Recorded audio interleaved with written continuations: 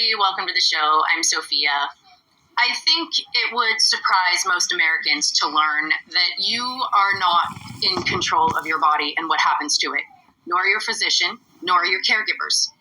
A government agency is in control of your body and what happens to it. This literally defines fascism, despite the left's attempts to convince the public that word doesn't mean what you think it means. COVID defined regulatory capture. During COVID, physicians were disallowed from treating how they saw fit for their patients. Prescriptions were reversed. Remdesivir was prescribed by administrators, not doctors, despite the staggering death rate. Physicians were fired for prescribing treatments, then alternative treatments, and then things like IV-NAC. Physicians lost licenses for trying to save the lives of their patients. What you don't hear too much about is the nurses. The nurses who were stuck in gears, powerfully grinding them up and spitting them out. To go against orders meant losing a job or license and in public discrediting, or worse. Whistleblowers were given what we now refer to as whistleblower treatment. The machinery, like all machinery, was a complex and virtually undefinable collection of subsystems, all working together as one mechanism. It included, but was not limited to, insurance, Medicare and Medicaid, hospital administrations and administrators, pharmacies, the CDC, NIH, physicians, nurses, agencies, interns, residents, attendings, hospital institutions, the Department of Homeland Security, and regulatory agencies like OSHA. The censorship, in this case, meant censoring the pros, and it wasn't subtle. It was shut up. And if you don't, here's the door. And if you still don't, we're coming after you. It was a total departure from previous standard of care, from the known history and medical procedure. We all know they banned ivermectin and hydroxychloroquine, but for example, ibuprofen was standard of care for inflammation, yet it was banned during COVID. Who ever heard of banning Advil? They lowered the dosage of steroids to the point where it was meaningless, when steroids had shown success. The use of vents was out of control, unprecedented, and had no rhyme or reason. Yet any professional who said anything was thrown out, dismissed, fired, blacklisted. When the pros said, "We are killing people," the pros were given whistleblower treatment. Of all the COVID-related atrocities, the hospitals killed the most, and the damage is ongoing, and no one has documented it comprehensively. It was literally like a horror movie or the Gulag Archipelago. Anecdotal horror stories poured in to the point where it wasn't even surprising anymore. Some patients weren't fed or given anything to drink and were locked in rooms, sometimes for days. Some died from sheer neglect. One Canada hospital locked people in their rooms for 14 days if one person tested positive. Another took patients' walkers away and locked them in rooms. Hospitals were getting bonuses to get patients on remdesivir, and another bonus if they got them on a full, complete course, and they were giving multiple courses. Remdesivir had been banned in 2019 because it was killing everybody, yet here it was 6 months later as standard of care. When patients refused or said they didn't want it, they were lied to, told it wasn't remdesivir, or they waited until the patient was asleep or sedated and gave it to them without their knowledge or consent. Someone would come in with an ailment, and they kept testing over and over and over until it came back positive. And we all know the problems with the PCR testing as a diagnostic. They would get patients to admit anxiety and agree to psych meds, which allowed them to admit under a 5150 hold. Psych meds depress breathing and respiratory, so now they could say that patient was a COVID risk, and then they would test repeatedly, sometimes hundreds of times in one day, until it was positive. Experimentation occurred. Worse, knowing it would be fatal. Hydroxychloroquine was issued in known fatal doses to prove it was fatal. As always, there were financial entanglements. In California and New York, the hospital got around $12,000 per COVID patient. In Tennessee, that number jumped up to $166,000, and in West Virginia, a staggering $470,000. Why? They based it on the previous year's Medicare and Medicaid reimbursements. The states that had the most Medicare and Medicaid patients got the most money per COVID admission. That's racketeering. Conveniently, you can't go after a government agency under RICO. The hospitals received payments for ventilating patients, and if they kept someone on a vent longer than 96 hours, they got an additional bonus. The goal of putting someone on the vent is to get them off as soon as possible. This procedure incentivized the inverse. The longer you are on a vent, the less chance you have of survival. When someone is vented, that's 5 to 15 drug drips, for which they were also paid. In some cases, the bags were outside the rooms and changed without even looking at the patient to see if they were still alive, let alone getting better or worse. This goes against every medical protocol and procedure in place. Tube feeding was causing a diabetic problem, which was being categorized as, wait for it, COVID. Nurses have way more clinical experience than any doctor. It became crystal clear as soon as the patients were put on remdesivir that the organs started failing like crazy, and the experienced nurses knew instantly. If you hang the bag and every time the patient goes into organ failure and dies, you don't hang that bag again. But the pressure was intense. When nurses said they wouldn't do it, they were pressured and threatened, and when they spoke up, they were finally fired. These were credible, experienced people who were seeing that the protocol was failing and killing people. And when those people spoke up, they were not only overridden, but then threatened, and then even after they were fired, they continued to experience people going after them. There was a decree in some administrations that when someone spoke out, they were to look into this person. That person was then targeted. They would research where they lived and their background and family and file complaints against their licenses and issue threats. The UN supported a group called Team Halo. The Secretary General of Communications admitted it. Team Halo set about doxing and threatening and harassing nurses who spoke out about the murders in hospitals and what they were seeing from the jab. Many received death threats or strange men showing up at their doors, intimidating them. Pictures of their children with gruesome images were sent to these nurses. Several had to change their names and move, in some cases their whole family. One now drives a garbage truck. As patients, we are entitled to have an advocate. Those notices used to be everywhere in every hospital. Not only have those notices disappeared, but patients were refused advocates. COVID systematically degraded patients' rights and were replaced with dangerous protocols that were enforced, not optional. We are not course correcting. We are not mitigating. This is dangerous. We have lost our patient medical rights, and we will not be getting them back without a fight. Time magazine credits Ken McCarthy with being the person who had the fundamental insight that made it possible to turn the internet from an academic military-only tool into the mass medium we know today. In addition to being the first person to recognize the financial value of clicks, he was one of the pioneers at the banner ad, push-button audio, and many other now common commercial foundations of the internet. Early in 2020, Ken commented on the reports coming out of China and predicted the whole thing was a setup to race new vaccines to market.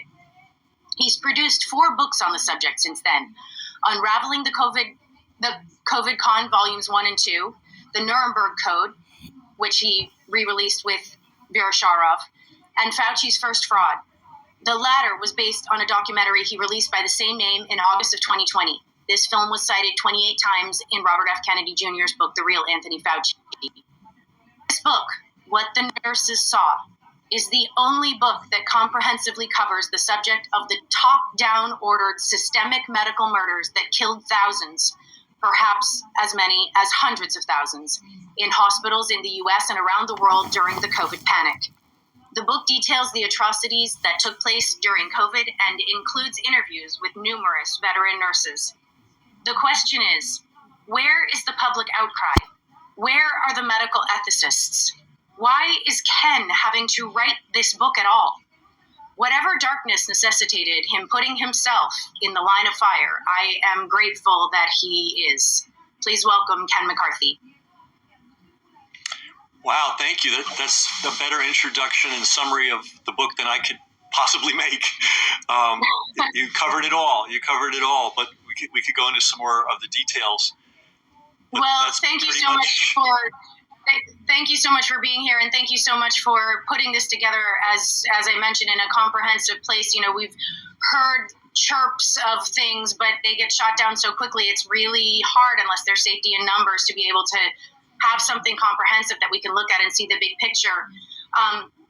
One of the things that you talk about extensively is the throwing out of nurses and doctors who were experienced, who were pros, and then hiring people, in some cases not even out of nursing school, to run ICUs, which of course is highly illegal, hiring doctors from overseas with questionable degrees or licenses, or at the very least untrained in this country's standards and protocols.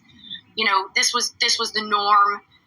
In New York City, the residents were running COVID units. It becomes clear that they did not want people with experience who might know what they were looking at there. That out of the gate seems to me like an upside down model. What in your research did you turn up for this book in terms of that paradigm shift? Gotcha. The core of all this was a campaign to panic the public. It was terrorism. I mean, they didn't drop bombs on people, but they terrorized us all day long and all night long with horrifying stories. The first act was China. The second act was Italy. But the third act, and the one that really made everything go crazy, was New York City in particular, and the New York City public hospitals. And so there was, if you remember, and it's hard, this is why I wrote the book, because, our memories fade. But if you remember, New York City was the beachhead, right? That's where the virus landed in America, which is a ludicrous narrative, but that's the narrative they told us. And they called for nurses, and contract nurses came from all over the country and the world. Some problems with this. They changed the laws on the doctor's side, and they allowed doctors who aren't even licensed in the United States, people that have come from other countries, to come in and work in these New York City public hospitals to deal with COVID. That's already, right away, very suspect. Second, they signed up doctors, obstetricians, podiatrists, I'm trying to think of the other specialty, to work in the IC unit. We're going to talk about the nurses in a second, too. But let's realize this. Just the fact that you have an MD doesn't mean that you're qualified to engage in every single aspect of medical practice, right? I mean, if you think that's true, then go to a podiatrist for open heart surgery. That's not how it works. So bringing in doctors into the ICUs who didn't have ICU experience, immediate disaster in the making. Bringing people from overseas that aren't, frankly, up to the standards, and some of them couldn't even speak English very well, into America to practice medicine in the ICU, also not good. The nurses situation was in some ways even more amazing. They allowed nurses to work in ICUs in New York City. I don't know how it happened in every hospital in America, but we absolutely know how it went down in New York City, which was sort of the ground zero.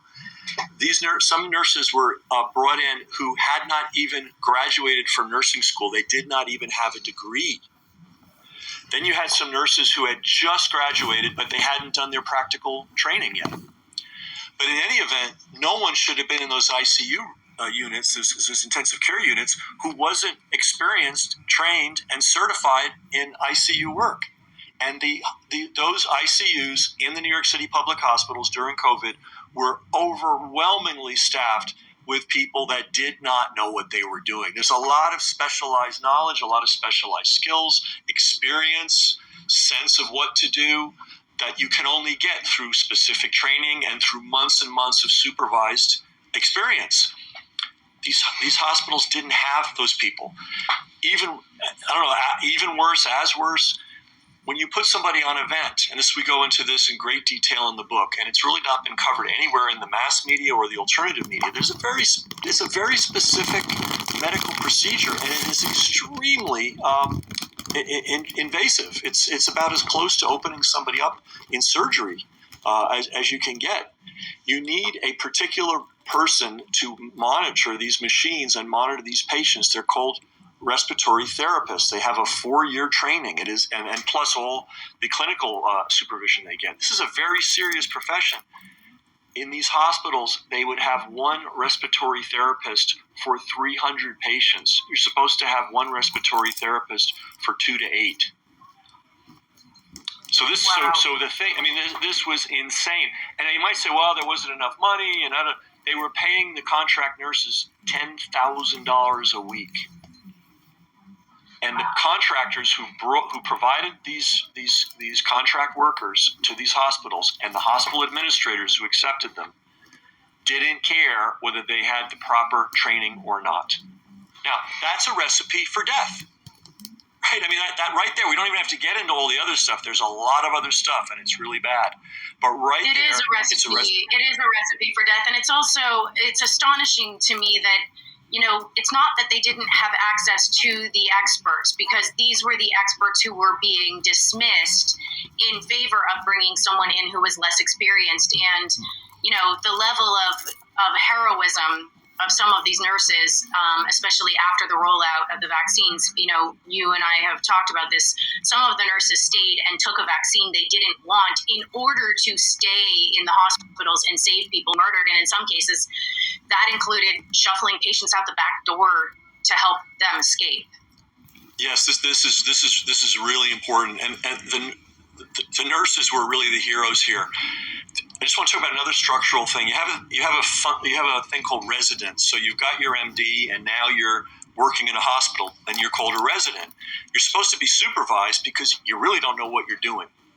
You've got all the book knowledge in the world, but you can't know what you're doing. Like if I taught you how to fix a car, and you'd never seen a car or worked on a car, someone's got to show you the details, right? So that's what a resident is. The residents were running the ICUs and the COVID wards during the panic in New York City in the public hospitals. And I asked some of the nurses, were they being supervised? She said, and they said sometimes they were, sometimes they weren't. Sometimes the supervising physicians who were supposed to manage the residents who were calling the medical shots didn't even show up. And some of them did, and some of them were good. But there were cases where residents were running the show. Now, you got the residents on the one hand who've got their MDs, but no clinical experience at all, no supervised clinical experience at all. And then you have veteran nurses, 10, 20, 30 years of practice. Now, everybody knows that this is true. If you think about it, if you've ever been in the hospital, you'll see your doctor for a minute. It's the nurses that see you the rest of the time. So, in fact, nurses have way more clinical experience than doctors. I know doctors don't like to hear that. Some of them don't. Some of them will admit it. The ethical ones will admit it. But the nurses have a great deal of clinical experience. Occasionally, by good fortune, some skilled nurses got into these ICU units in New York City, and they did everything they could to turn things around. I mean, we have it in the book. You've seen the videos, hopefully, of Nicole Sorotek. I mean, they called Washington. They called Albany. They called civil rights groups, human rights groups. They called Division of Aging. They did everything they could. They fought the doctors. They fought the level of heroism. The level of heroism definitely can't be understated. We're going to take a quick break and come back, and I have a couple of questions for you about where you think we can go from here.